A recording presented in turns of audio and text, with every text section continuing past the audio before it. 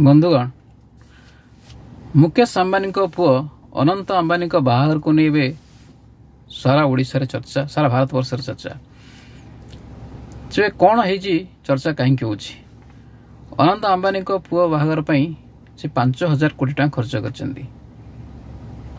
संपत्तिर मात्र 0.02 अर्थात 0.02% संपत्ति तुलन यह किसी नुहे। बंधुगण जो मैंने समालोचना कर निश्चय कहबी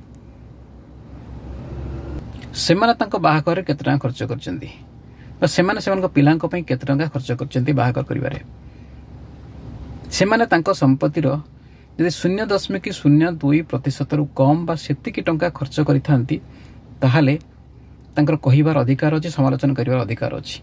अन्य पक्ष से समालोचना करि परिबे नाही।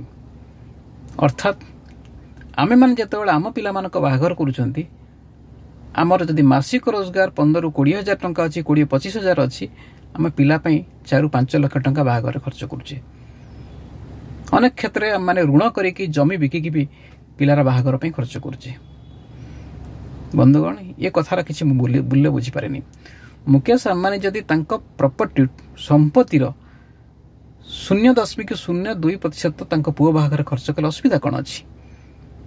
बंधुगण शेष या कहबी बाहाघर जो प्रतियोगिता चली खर्चर प्रतियोगिता चली कि लक्षे कि 5 लाख कि 10 लाख 15 लाख 20 लाख प्रतियोगिता चली ता भितर मुकेश अंबानी पचर कहीं पड़ी था सी भी पैसा खर्च कले।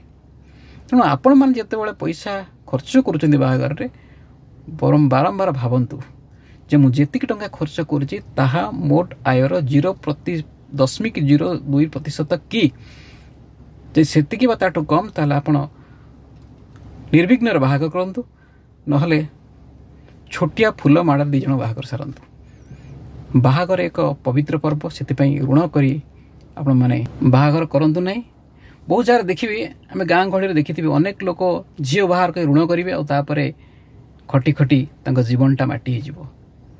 अनेक क्षेत्र पुओ झील बाहाघर करने पैसा खर्च करी लोक ऋण सुझी न पारी आत्महत्या भी करछंती। बंधुगण बाहाघर किसी खराब कथा नुह किंतु अजथा खर्च को अति कम रे सिथुरु निजको बंचातु। आपन को मो वीडियो भल लगते लाइक करंतु, शेयर करंतु, मो पेज को निश्चय फॉलो करंतु।